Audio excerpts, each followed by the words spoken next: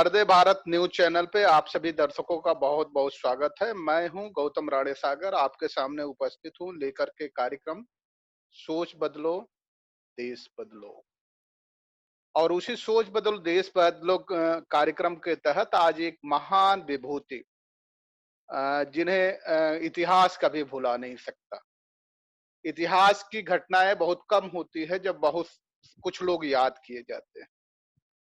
बहुत कम ऐसे इतिहास में दिन होते हैं जिस व्यक्ति को इसलिए याद किया जाता है कि उसने एक ऐसे समाज के लिए काम किया है जिस समाज को लंबे समय तक अधिकारों से वंचित किया गया था।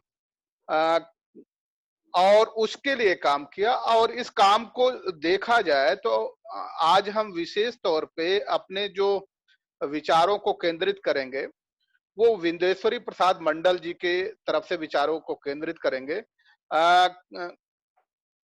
के कठेरिया साहब, आपका वीडियो ऑन नहीं है तो आप अपना वीडियो ऑन कर लीजिएगा, अगर आवाज आप तक पहुंच रही है तो। हाँ जी, आ रही है जी। तो आज ऐसे व्यक्तित्व पे बात करेंगे और बात को वहां तक सिमटा करके रखेंगे, केंद्रित करके रखेंगे। सिमटाया नहीं जा सकता, ऐसे व्यक्तित्व हैं जिनको कहीं समेटा नहीं जा सकता।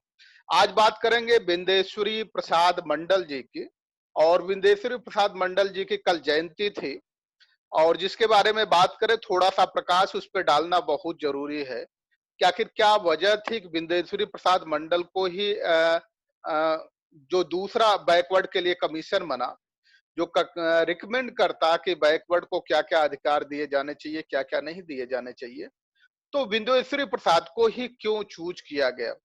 विंदेश्वरी प्रसाद मंडल का जो जन्म हुआ वो 25 अगस्त 1918 को वाराणसी में हुआ, लेकिन उनके ज्यादा रहन सहन वो बिहार में रहा, और 2 बार वो मधेपुर से यमले रहे, और 30 दिन के लिए मुख्यमंत्री भी थे। बिहार के जब 7वें मुख्यमंत्री का नाम आएगा तो 30 दिन के लिए वो मुख्यमंत्री भी रहे हैं वहां। 1 फरवरी से लेकर के 2 मार्च तक वो मुख्यमंत्री रहे, और मेंबर ऑफ पार्लियामेंट रहे। और जो मेंबर ऑफ पार्लियामेंट वो थे, उसमें जो उनका योगदान था, जिस तरह से वाद विवाद में उन्होंने भाग लिया और सारी चीजों को केंद्रित किया, अपने विचारों को रखा, तो जब 1977 में जनता पार्टी की गवर्नमेंट आई तो ये लगा कि फिर से, क्योंकि जनता पार्टी की गवर्नमेंट ने अपने मैनिफेस्टो में इस बात को मेंशन कर रखा था कि अगर हम आएंगे तो काका कालेलकर की रिपोर्ट को लागू करेंगे।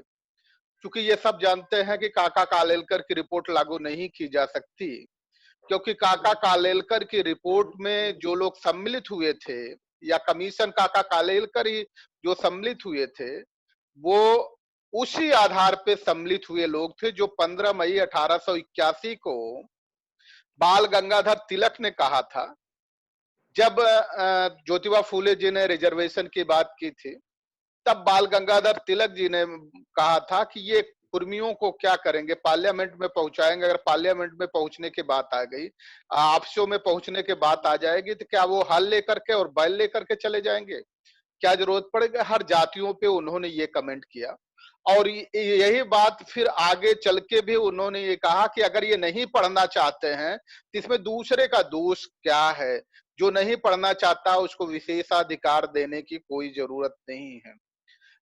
वो सारा बड़ा प्रकरण होगा, आज विंदेश्वरी प्रसाद मंडल तक ही केंद्रित करेंगे। जब 1978 में 20 सितंबर 1978 को पहला कमीशन, दूसरा कमीशन बैकवर्ड के लिए घोषित किया गया, या ये कह दीजिए कि अस्तित्व में आया, तो विंदेश्वरी प्रसाद मंडल जी को उसका चेयरमैन बनाया गया। आर भोले जो उस समय मेंबर ऑफ पार्लियामेंट थे, Vindeshwari Prasad ji x member of parliament थे उस समय, आर भोले को सदस्य बनाया गया, दीवान मोहन लाल जी को सदस्य बनाया गया, एल.आर. नाइक को सदस्य बनाया गया, और के कृष्णा स्वामी सुब्रमण्यम को भी सदस्य बनाया गया, और एस.एस. गिल इसके सेक्रेटरी थे। उस समय जब मंडल कमीशन आया तो मंडल कमीशन ने पूरे देश का भ्रमण किया। देश का भ्रमण करने के बाद खास तौर से जो संविधान में आर्टिकल 340 है, उसी के तहत मंडल कमीशन का गठन हुआ था। और जब भ्रमण किया तो उन्होंने भ्रमण करने के बाद हर जगह पे रिकमेंडेशन दी। जैसे 2 जगह देख लिया जाए तो आज भी काफी हाईएस्ट पैमाने पे बैकवर्ड को सबसे ज्यादा अगर कहीं रिजर्वेशन अभी भी उपलब्ध है तो वो तमिलनाडु में उपलब्ध उपलब्ध है।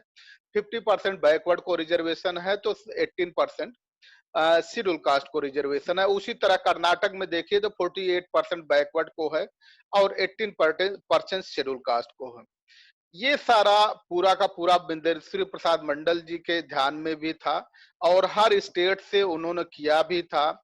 और अब हम बात केंद्रित करेंगे कि जो उन्होंने अनुशंसाएं की, जो सिफारिशें की, उस पे ध्यान केंद्रित करेंगे। सिफारिशें सबसे पहला ये किया कि अगर रिजर्वेशन जब लागू हो जाएगा, अगर बैकवर्ड का कोई लड़का जो क्वालिफाई करता है और जनरल की मेरिट में चला जाता है तो फिर वो जनरल की मेरिट में ट्रीट किया जाएगा। उसे जबरदस्ती बैकवर्ड की मेरिट में घसीटने की कोशिश नहीं की जानी चाहिए। Number 1 point. नंबर दूसरा पॉइंट जो उन्होंने कहा कि ये चूंकि रिप्रेजेंटेशन के लिए है, जिनके प्रतिनिधित्व से पिछाड़ दिए गए हैं या पिछड़े हुए हैं, उनको प्रतिनिधित्व हर जगह देना है। तो जब तक उनका प्रतिनिधित्व पूरा नहीं हो जाता है तब तक इनको promotion in reservation in promotion, मतलब प्रमोशन में भी इस रिजर्वेशन का लाभ मिलना चाहिए और उनको प्रतिनिधित्व पूरी तरह से पहुंचाया जाना चाहिए। इसके बाद जब ये सारी चीजें हुई, शिक्षा में उनका होना चाहिए और खास तौर से ग्रामीण अंचल पे उन्होंने जो ध्यान केंद्रित किया कि ग्रामीण अंचल पे जो वित्तीय सहायता दी जाती है, उस वित्तीय सहायता में भी पिछड़े को बकायदा उनका प्रोविजन किया जाना चाहिए, शैक्षणिक संस्थानों में प्रोविजन किया जाना चाहिए। ये सच है कि बहुत सारे लोग, इतने लोगों को रोजगार दे करके सभी का आर्थिक आधार पे उत्थान नहीं किया जा सकता। तो इसलिए ग्रामीण अंचल पे जो भी इस तरह के वो बने कार्यक्रम बने कि पिछड़ों को आर्थिक तौर पे या कहीं आर्थिक तौर पे मजबूत करने के लिए समाज को बने, तो उसमें पिछड़ों का भी प्रतिनिधित्व होना चाहिए। अब हम ये देखेंगे कि आखिर इसके बाद विरोध जबरदस्त शुरू क्यों हुआ। जबरदस्त विरोध जो शुरू हुआ और खास तौर से जो बात बाल गंगाधर तिलक 1881 में कह रहे थे और 1927 में जो बात लाला लाजपत राय कह रहे थे, आज भी लाला लाजपत राय को स्वतंत्रता संग्राम सेनानी माना जाता है, जबकि असलियत यह है वो स्वतंत्रता संग्राम सेनानी नहीं बल्कि जो साइमन कमीशन आया था उस साइमन कमीशन का विरोध कर रहे थे। वो स्वतंत्रता संग्राम का आंदोलन नहीं था बल्कि मूल निवासियों का आंदोलन था, उनके अधिकारों के लिए वो कमीशन आया था। तो ऐसे व्यक्ति को स्वतंत्रता संग्राम सेनानी कहना पूरी तरह से शब्दों की हत्या करना है और शब्दों की हत्या नहीं हो सकती। ये सारी बातें क्यों कही जा रही है और यही बात 2006 में पुष्पेश पंत जो जेएनयू के उस समय प्रोफेसर थे, वो 2006 में सीमा चिश्ती ने जब एक इंटरव्यू लिया बीबीसी के, एक संवाददाता सीमा चिश्ती ने इंटरव्यू लिया तो उसमें ये कहा कि अगर ये नहीं पढ़ना चाहते हैं तो हम इनको क्यों विशेषाधिकार दे पढ़ने के लिए, क्यों जबरदस्ती करें। फिर उन्होंने उदाहरण दिया कि जो आप हरियाणा देख लीजिए, वहां के जो जाट हैं और जो सिख हैं वो तन करके कहते हैं कि मेरे पास 10 भैंसे हैं और कम से कम 50 लीटर दूध, तो हम 50 किलो दूध ऐसे ही बेच देते हैं, इतना खेती बाड़ी है। जबकि ये क्यों कहा जा रहा था, ये एक शब्द कोट करना जरूरी है क्योंकि मनुस्मृति को अगर हम देखें तो मनुस्मृति की इसको जरूर समझना है कि धर्मोपदेशम दर्पेण विप्राणामस्य कुर्वतः तप्त मासे च एत्तेलम वक्त्रे, मतलब मुंह को, श्रोत्रे कान को, च पार्थिव, मुंह पे अगर कोई शूद्र ब्राह्मण को ज्ञान देने की कोशिश करे या उसके सामने ज्ञान की बात करें, तो राजा का अधिकार है उसके मुंह पे जिससे बोलने की कोशिश की है, श्रोत्रे मतलब सुनने के कान पे, च पार्थिव और शरीर पे पूरा गरम तेल डाल करके उसको मार डाले, मतलब उसकी हत्या कर दे। और यही पुष्पेश पंत 2006 में भी बता रहे थे, यही 1881 में बाल गंगाधर तिलक बता रहे थे, और यही 1927 में लाला लाजपत राय भी बता रहे थे। अब हम आगे चर्चा को बढ़ाएंगे और चर्चा में सम्मिलित हमारे जो मेहमान हैं उन मेहमानों का आप सभी दर्शकों के सामने परिचय करा दें। हमारे बीच में कमल किशोर कठेरिया जी जो यक्ष IRS है वो उपस्थित है। हमारे बीच में डॉक्टर दुर्गा प्रसाद यादव जी उपस्थित हैं, शिक्षा शास्त्र से, शिक्षा अध्यापन कार्य से बड़े लंबे समय तक जुड़े रहे हैं। आप दोनों अतिथियों का बहुत बहुत स्वागत है। और सबसे पहला प्रश्न लेकर के कठेरिया साहब हम आप ही के पास आ रहे हैं और हम ये समझने की कोशिश करेंगे कि ये बताइए, बड़ी मुश्किल से तो मंडल कमीशन की रिपोर्ट लागू हो पाई और उसके जैसे संविधान के अभी पूरा प्रिम्बल्स ही नहीं लागू हो पाया है, तभी संविधान के बदलने की बात की जा रही है। और उसी तरह मंडल कमीशन की अनुशंसाओं के आधार, करीब 40 अनुशंसाएं थी, उसके आधार पे काम करने की बजाय तर्क नए गढ़े जाने लगे। तो इसे क्या कहा जाए, इसे क्या कहा जाए, इसे क्या ये कहा जाए कि शब्दों की अय्यासी है, या ये कहा जाए कि कुछ ऐसे धूर्त लोग हैं जो नहीं चाहते कि समाज का, देश का हर व्यक्ति विकास की मुख्य धारा से जुड़ सके। जी कठेरिया साहब। सभी साथियों को जय भीम। आप सही कह रहे हैं, आपने अभी जो मंडल जी के परिपेक्ष में उनको संदर्भ में रखते हुए सामाजिक न्याय की इतनी लंबी जो संघर्ष चल रहा है उसके बारे में आपने जो रूपरेखा बताई, और इसमें कोई शक नहीं है, अगर आज भी मंडल आयोग की जो रिपोर्ट थी, जो 40 अनुशंसाएं थी, उसमें सिर्फ 2 ही अनुशंसाएं लागू की गई। इसमें नौकरी में आरक्षण इंदिरा साहनी जजमेंट के बाद तुरंत हो गया था, और बाद में 2006 में अर्जुन सिंह जब मानव संसाधन मंत्री थे तब उच्च शिक्षा में पिछड़ों का आरक्षण लागू हुआ। इन 2 को छोड़कर बाकी अनुशंसाएं ऐसे ही पड़ी हुई हैं, और जिस प्रकार से संविधान को बदलने की बात की जाती है, उसी प्रकार से मंडल आयोग की रिपोर्ट की जो अनुशंसाएं हैं, जो लागू नहीं हुई है उनको तो छोड़िए, जो लागू हो चुकी हैं उनको भी कमजोर करने का प्रयास होता है। उन दोनों के पीछे जो इंटेंशन है वो एक ही है कि ये जो व्यवस्था है, जो सत्ता के ठेकेदार हैं, जो समाज में जिनका आज भी प्रभुत्व है, वो वही लोग हैं जिनका 4000 वर्षों से इस देश में हुकूमत चल रही है। ब्राह्मणवादी जो सत्ता है, मनुवादी शक्तियां हैं, वो ये नहीं चाहती हैं कि समाज का वो वर्ग जो हजारों साल से उनके धर्म के आधार पर उनके द्वारा पद दलित किया गया है, वो बराबर में आके बैठे समान अधिकार की बात करे। सामाजिक न्याय, गंधेश्वरी प्रसाद मंडल शुरू से ही सामाजिक न्याय के पक्षधर रहे। वो, जबकि उनका जन्म एक बहुत ही खाते पीते परिवार में था, एक तरीके से जमींदार टाइप का परिवार था, लेकिन उसके बावजूद उनको अपने कॉलेज अध्ययन के दौरान भी उनको कॉलेज में जाति को लेके ग्वाला कह के उनका कई बार संबोधन किया गया, और इस तरीके से, और जबकि विधानसभा में थे तब भी इस तरीके की बातें उनके संबंध उठाई गई। तो उन्होंने जाति का अपमान उन्होंने सहा था, इसीलिए उन्होंने जो सामाजिक न्याय की लंबी लड़ाई लड़ी। तो ये जो शक्तियां हैं वो तो ये चाहती नहीं है कि ये बराबर में आए। आप देखिए, जब अमेरिका में कोई बात होती है इन्हीं लोगों के साथ, वही लोग जो यहाँ पर जाति की बात करने से कतराते हैं, जब यूरोप अमेरिका में जाते हैं और वहां पर उनके साथ रंग के आधार पर, नस्ल के आधार पर भेदभाव होता है, तो वो सड़क पर उतरते हैं। अमेरिका में कुछ दिन पहले इंडियन लोग सड़क पर उतरे थे, लेकिन भारत में वो जाति को अपनी बपौती मानते हैं, उसको अपना संस्कृति का एक हिस्सा मानते हैं, तो उस पूर्वाग्रह के तरह के तहत वो बिल्कुल नहीं मानते, ये चाहते हैं कि समाज का शोषित पीड़ित उनके बराबर में आके खड़ा हो। इसीलिए जब जब भी उनको ताकत मिलती है तो संविधान को बदलने की बात करते हैं। जब भी उनको मौका मिलता है तो वो आरक्षण को कमजोर करने की बात करते हैं, चाहे एससी का हो चाहे ओबीसी का हो, दोनों तरह के आरक्षण को कमजोर करने की बात करते हैं।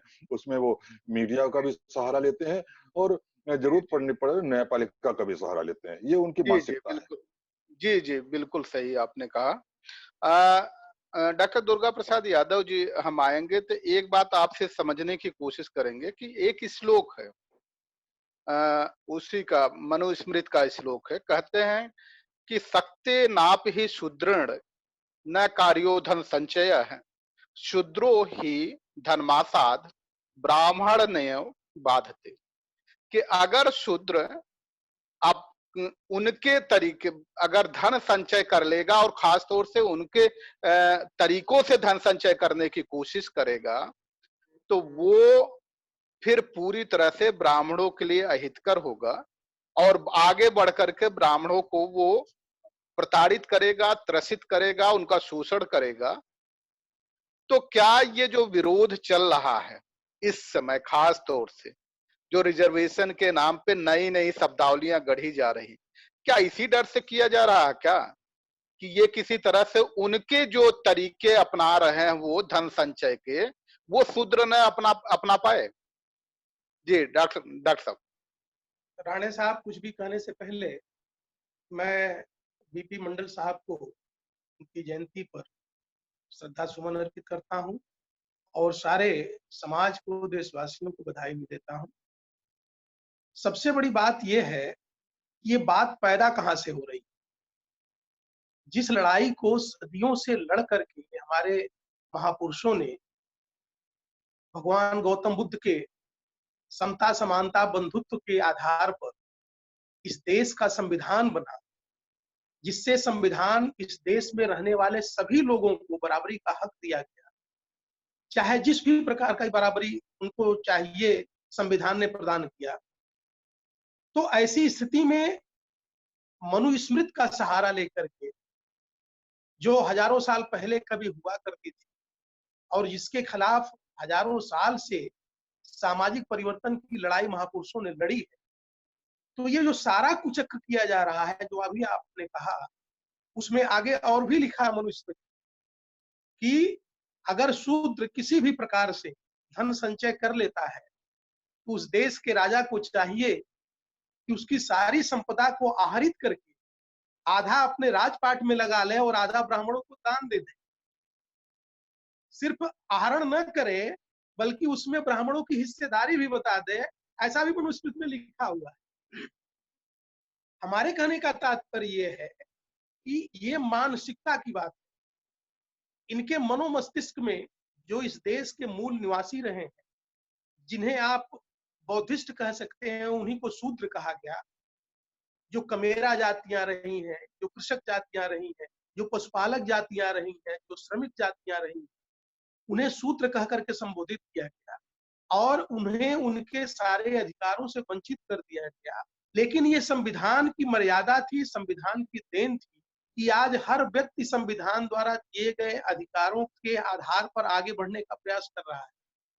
बीपी मंडल साहब के साथ साथ वो सभी साथी धन्यवाद के पात्र हैं कि जिन्होंने बाबा साहब डॉक्टर अंबेडकर के दिए हुए संविधान के आर्टिकल 340 के आधार पर कमीशन का गठन हुआ। संविधान में अगर बाबा साहब ने 341 और 42 के पहले 340 का प्राविधान न किया होता तो शायद ये मंडल कमीशन भी नहीं बन पाता। और जो स्थिति बाबा साहब ने साइमन कमीशन के समय में प्रयास किया था कि पिछड़ों को उनका अधिकार मिले, और अभी आपने बताया कि कुछ तथाकथित महापुरुष, तथाकथित ये जो स्वतंत्रता संग्राम सेनानी थे, जिन्होंने साइमन कमीशन गो बैक का नारा दिया था, उन्होंने ही पिछड़ों को उनके अधिकार से वंचित करने के लिए यह भी नारा दिया था कि अरे भाई, आप तो कृष्ण के वंशज हैं, आप क्या करेंगे सभी कास्ट के बराबर जाकर, आपको क्या जरूरत है रिजर्वेशन लेने का, आप ब्रह्मा की औलाद हैं, आप प्रजापति की औलाद हैं। तो हमारे कहने का तात्पर्य कि ये किसी भी तरह से देश का जो बहुसंख्यक समाज है वह सामाजिक रूप से, आर्थिक रूप से, राजनैतिक रूप से उनके बराबर खड़ा न हो पाए, ये कुचक्र लगातार सदियों से चलता चला आ रहा है। और इसी नाते संविधान का भी विरोध होता है। अभी आपने देखा संविधान की प्रतियां दिल्ली में जलाई गई। आखिर संविधान जिसे देश चलता है, संविधान हमारा ग्रंथ है, उसी को राष्ट्रीय ग्रंथ मानते हैं हम, उसकी प्रतियां जलाई गई। मेरे कहने का तात्पर्य इतना है कि राणे साहब अभी बहुत लड़ाई लड़नी है। अभी हमको सिर्फ सामाजिक न्याय की लड़ाई नहीं लड़नी है, सामाजिक परिवर्तन की भी लड़ाई लड़नी है। और ये सामाजिक न्याय की लड़ाई, सामाजिक परिवर्तन की लड़ाई, जो जैसा आपने कहा कि संविधान ने जो इस पूरे समाज को जितना भी अधिकार दिया है वो भी पूरी तरह पर लागू नहीं हो पाया है। ठीक उसी तरह से मंडल कमीशन की 40 रिपोर्टों में सिर्फ 2 रिपोर्ट लागू हुई, अभी तो पूरी रिपोर्ट भी लागू नहीं हो पाई। और उसको समाप्त करने के लिए आर्थिक आधार पर रिजर्वेशन की बात कह दी गई। और शुक्र मनाइए, न्यायपालिका की स्थिति देख लीजिए, जो इंदिरा साहनी केस में कहता था कि 50% से ज्यादा रिजर्वेशन नहीं दिया जा सकता, वो 24 घंटे के अंदर 60% रिजर्वेशन देकर खड़ा कर दिया उसको। मेरे कहने का तात्पर्य ये है कि ये इनकी मानसिकता से ग्रसित हैं, ये मनुष्य को मनुष्य ही नहीं समझते हैं, उनके अधिकारों को देने की बात कहाँ तक करेंगे। हमारा पूरा ये कहना है आपके माध्यम से, इस चैनल के माध्यम से, कि बहुजन समाज के लोगों को अपने अधिकारों के लिए महापुरुषों से सबक लेकर के अपने अधिकारों की प्राप्ति के लिए जब तक संवैधानिक ढंग से आगे सड़क से लेकर के और विधानसभा लोकसभा तक नहीं लड़ाई लड़ेंगे, तब तक ये इसी प्रकार उनके अधिकारों का हनन करते रहेंगे और आगे भी ये परिस्थितियां जारी रहेंगी। लेकिन हमें इकट्ठा होकर के अपने अधिकारों के लिए, जो हमको संवैधानिक अधिकार मिला, उससे लड़ करके और अपना अधिकार लेने की जरूरत है। जी जी, कठेरिया साहब अब आपके पास आ रहे हैं और फिर हम वहीं से शुरू करेंगे उसी एक श्लोक से। इनका श्लोक कहता है, उच्छिष्ट मन्नम दातव्यम जीर्णान वसनान च पुलकाश्च धान्यानो जीर्णाश्च परिच्छद। ये शूद्र के लिए कहा गया है कि शूद्रों को फटे पुराने कपड़े मिलने चाहिए, पहनने चाहिए, और वो कपड़े पहनने चाहिए जो द्विजों से दिया गया है, उतार करके दिया गया है। और खाने के नाम पे वही भोजन इनको मिलना चाहिए जो ये दे दें।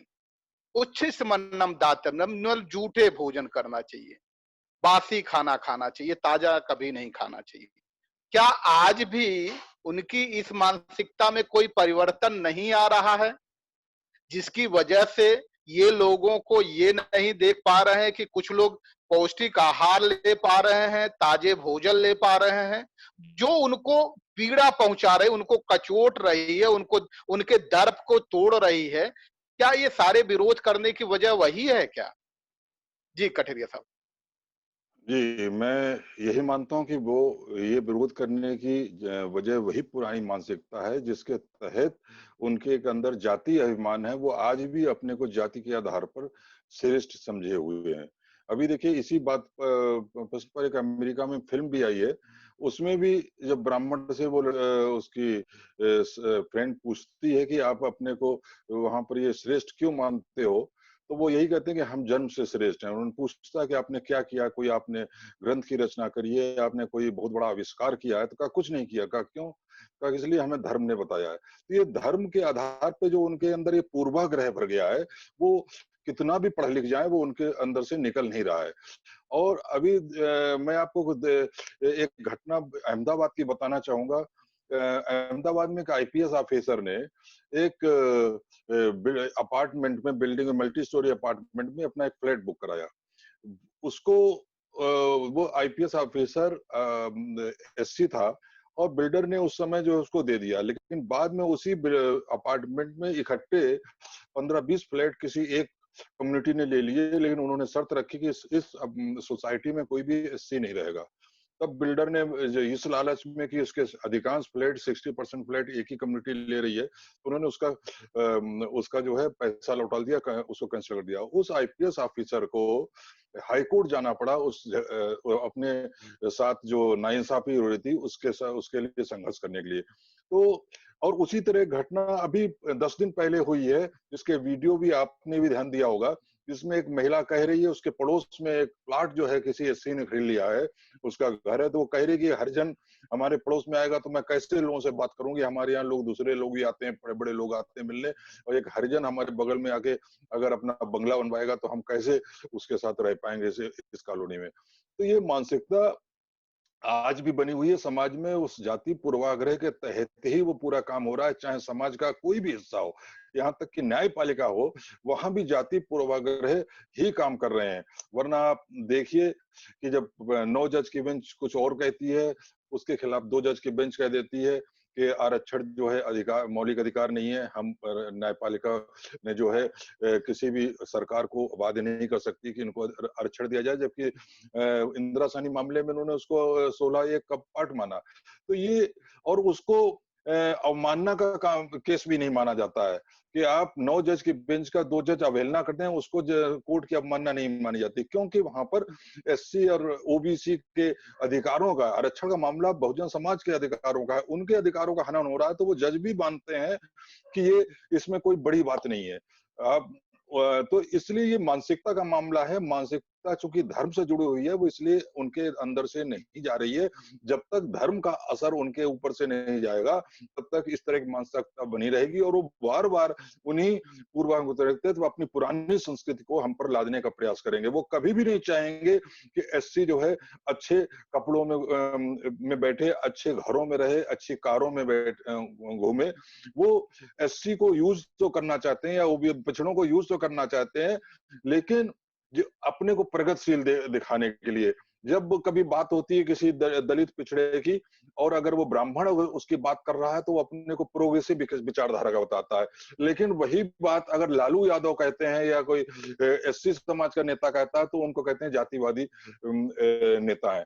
ब्राह्मण कहता है, ठाकुर कहता है, वही बात कहता है तो वो प्रगतिशील कहलाता है, लेकिन अगर दलित पिछड़ा कहता है तो जातिवादी कहलाता है।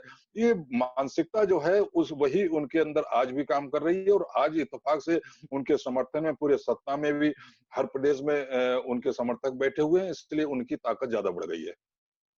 जी, जी, जी।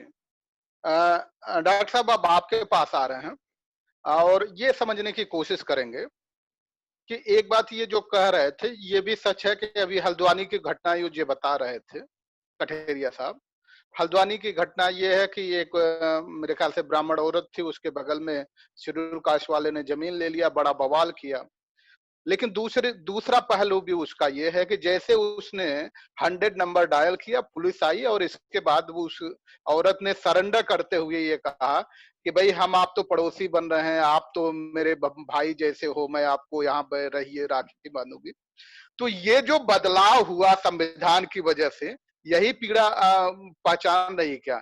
क्योंकि अब मनुस्मृति को आज हर एक कोटेशन को कोट यहाँ करना जरूरी समझते हैं कि लोगों के जेहन में भी जाए, क्योंकि अपने आप को जो कुछ आगे बढ़ गए हैं तो वो नहीं समझते।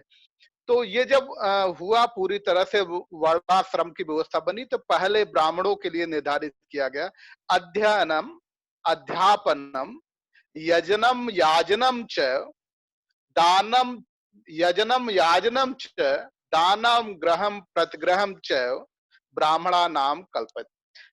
यानी कि अध्ययन करना और अध्यापन कराना ये ब्राह्मणों का काम है। दान लेना ब्राह्मणों का काम है। यज्ञ कराना ब्राह्मणों का काम है। खुद नहीं करना, खुद के लिए कभी यज्ञ नहीं, दूसरों के लिए यज्ञ कराना ये ब्राह्मणों का काम है। तो क्या ये लगता है, ये जो स्थितियां है कि पढ़ने और पढ़ाने का काम अगर मंडल कमीशन की रिपोर्ट लागू रहेगी और शैक्षणिक संस्थानों में ये पूरी तरह से लागू हो जाएगी, तो क्या अब पढ़ने और पढ़ाने का काम इनका हो जाएगा तो उनके दर्प को चोट लगेगी क्या? जी, डॉक्टर दुर्गा प्रसाद यादव जी। राणे साहब, चोट तो लग रही और जैसे जैसे लोग जागरूक हो रहे हैं वैसे वैसे चोट दे रहे हैं। नहीं रिजर्वेशन से सही, मेरिट से सही, लेकिन अपने संवैधानिक अधिकारों के प्रति लोग सजग हो रहे हैं।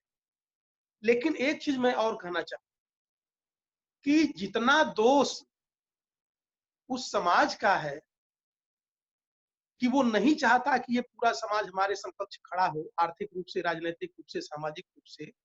उससे कम दोष हमारे समाज का, इस बहुजन समाज के लोगों का नहीं, जी क्योंकि क्योंकि वो क्रीम ढूंढता है। आप 50 ऐसे उदाहरण पा जाएंगे जिसमें शेड्यूल कास्ट के लोग, ओबीसी के लोग, जो आईएएस, आईपीएस, आईआरएस और दुनिया भर की बड़ी नौकरियों में गए हैं, चाहे वो अपनी मेरिट से गए हैं, चाहे रिजर्वेशन के आधार पर गए हैं, अगर पहले शादी विवाह उनका हो भी चुका है तो भी, और नहीं शादी विवाह हुआ तो भी, वो अपने समाज में शादी विवाह से ज्यादा करने के इच्छुक उसी समाज में रहते हैं, और उनको भी अपनी बेटी देने में ऐसे बड़े अधिकारियों को कोई गुरेज नहीं होता है। वो शीर्ष पर बैठा हुआ अनुसूचित जाति का व्यक्ति, पिछड़ी जाति का व्यक्ति को वो अपने समाज में मिलाने में कहीं कोई उनको झिझक नहीं है, लेकिन किसी अनुसूचित जाति और पिछड़े जाति की बेटी को अपने समाज में लाने में उनको झिझक है, जिससे उनका वंश चलता है। कहने का तात्पर्य है, और हमारे लोग विशेष रूप से जो बड़ी नौकरियों में पहुंचे हैं, वो किसी अपने समाज के उत्थान के बारे में सोचने के बजाय ज्यादा से ज्यादा उसी समाज में घुलने मिलने का भी काम करते हैं और उनके साथ उठना बैठना ज्यादा पसंद करते हैं। ये पहली बात।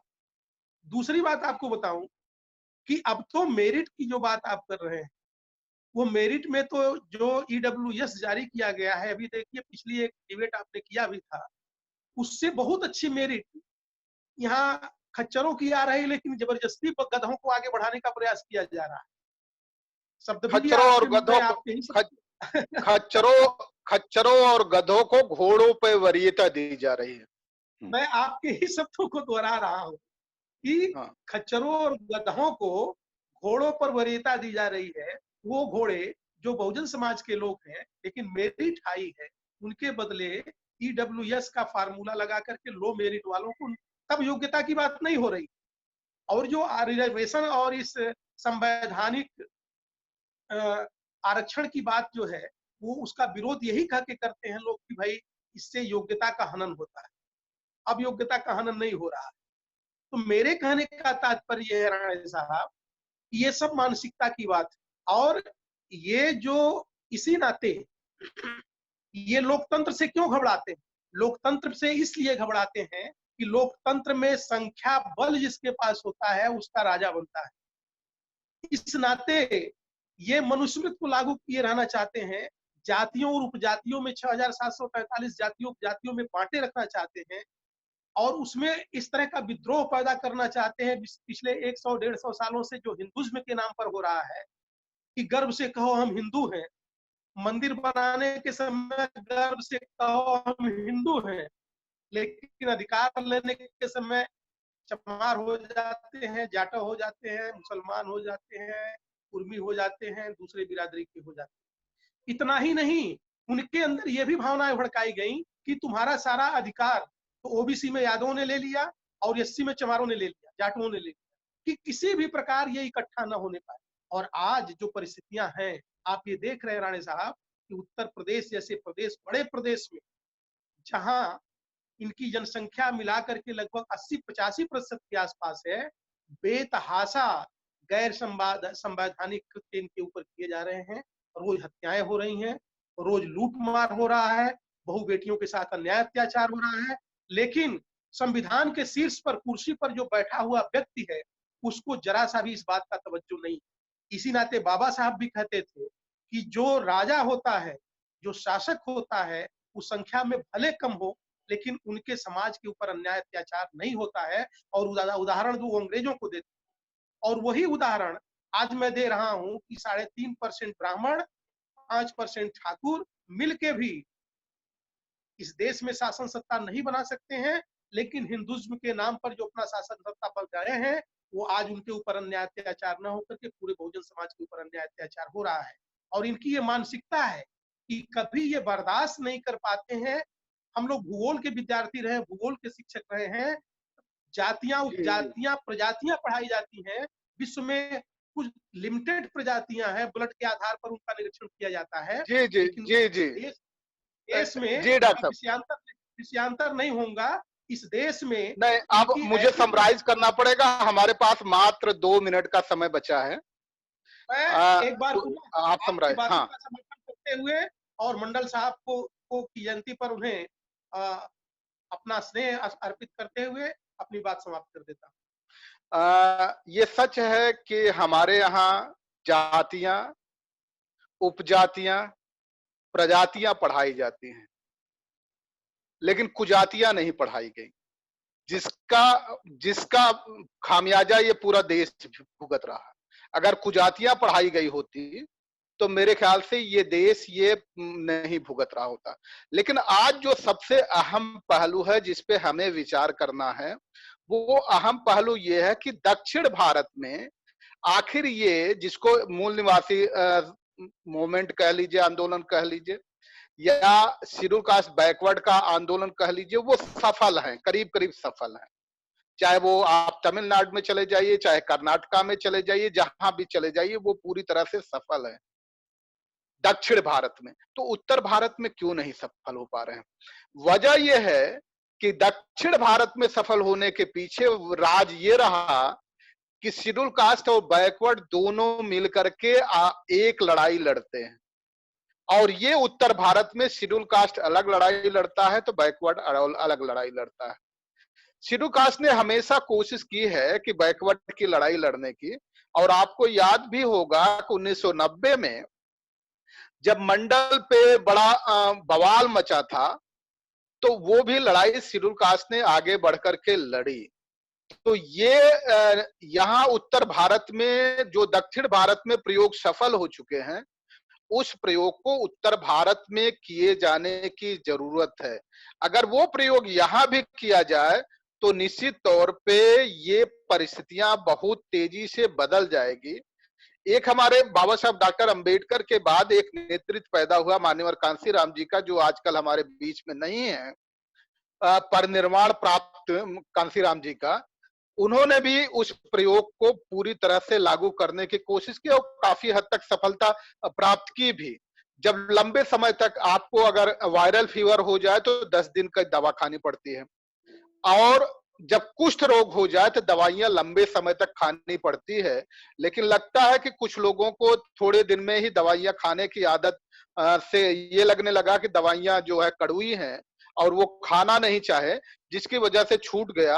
अदरवाइज कांसीराम साहब ने जो नारा एक बार बुलंद किया 90 में, मिले मुलायम कांसीराम हवा में उड़ गए जय श्री राम, अगर वो नारा फिर से यहाँ बुलंद किया जाता तो हवा में उड़ते।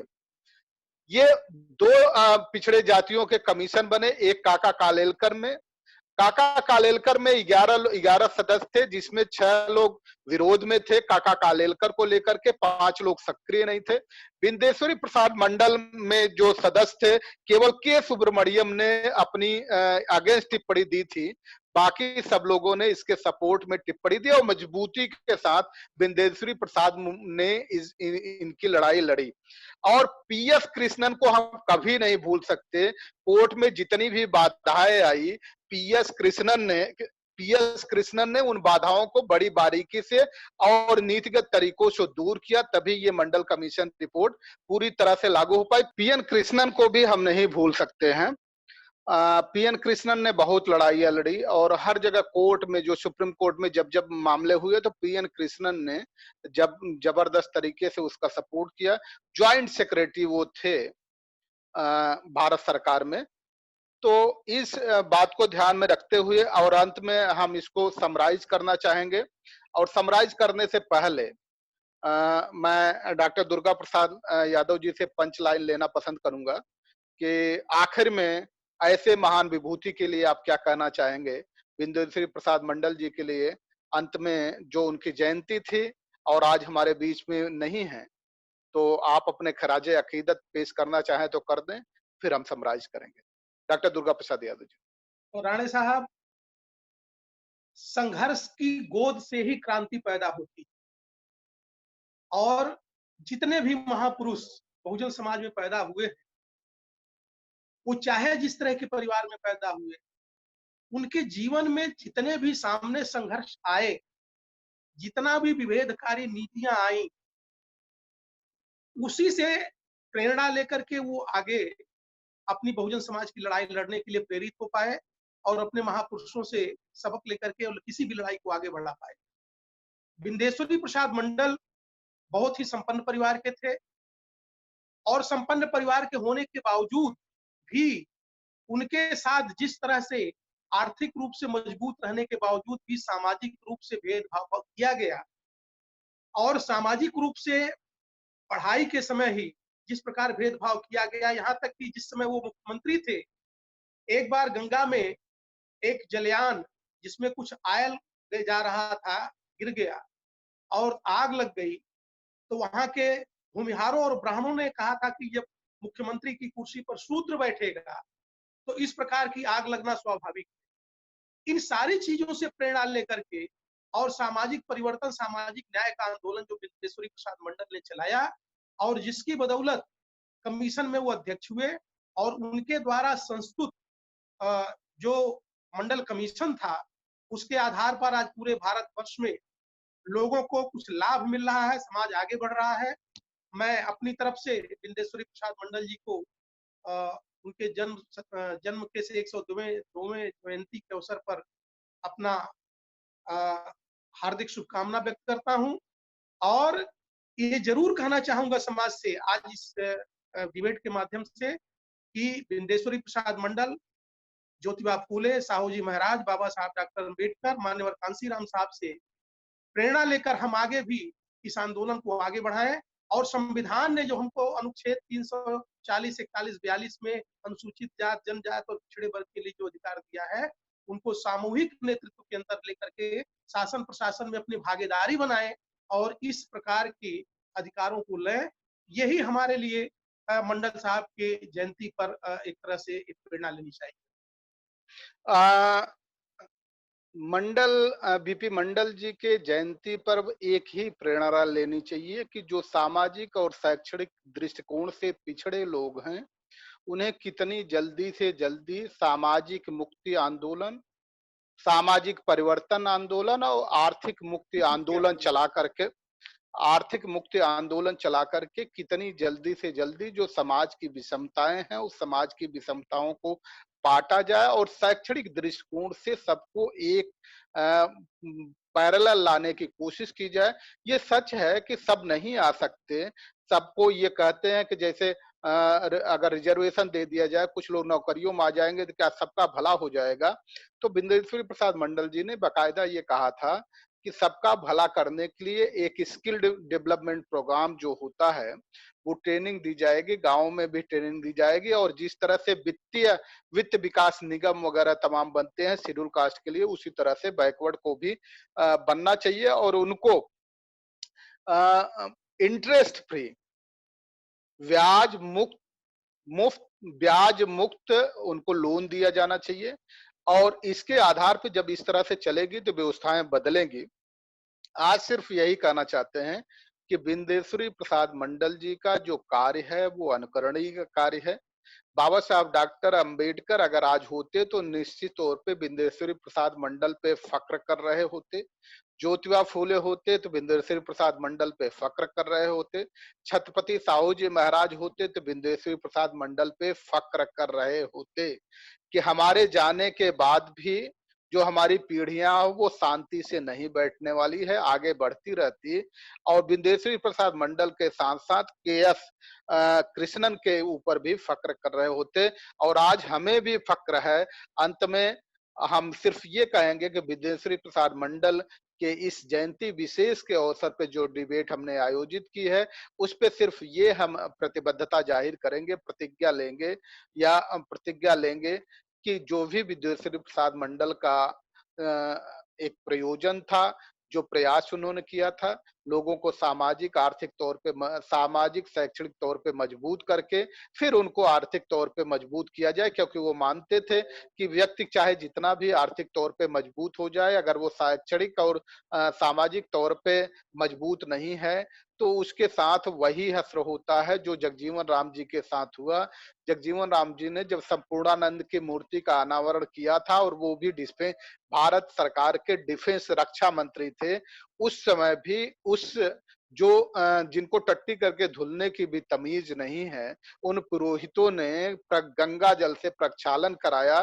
तो इसका मतलब ये है कि आपकी आर्थिक स्थिति से मजबूत होने से कुछ भी नहीं होने वाला है, जब तक सामाजिक और शैक्षणिक स्तर पे मजबूत नहीं होते। आज के दिन यही प्रतिज्ञा ग्रहण करते हैं और अंत में अपनी तरफ से श्रद्धा के पुष्प अर्पित करते हैं बिंदुश्री प्रसाद मंडल जी पे, कि आपका जो अधूरा कार्य है, जो आपके सपने थे, उस सपनों का भारत एक बार बनेगा। और तब तक उसको प्रतिज्ञा करते हैं जब तक ये पूरी तरह से भारत इस देश के मूल निवासियों के हाथ में, जो जिनका पूरा अधिकार है लोकतंत्रात्मक शासन प्रणाली में, उन्हें शासक होना चाहिए, जब तक नहीं आ जाता तब तक जो काम आपने किया है उसी के पूरा करने की प्रतिज्ञा करते हैं। और हमारे जो दर्शक जुड़े रहे हैं, सबका, आप सभी का बहुत बहुत धन्यवाद। सभी को इस अवसर पे सबको नमस्कार, धन्यवाद के साथ नमस्कार, सत श्री अकाल, सब्बा खैर, नमो बुद्धाय, जय भीम। और अंत में फिर एक बार श्रद्धा सुमन कर अर्पित बिंदु मंडल को। जय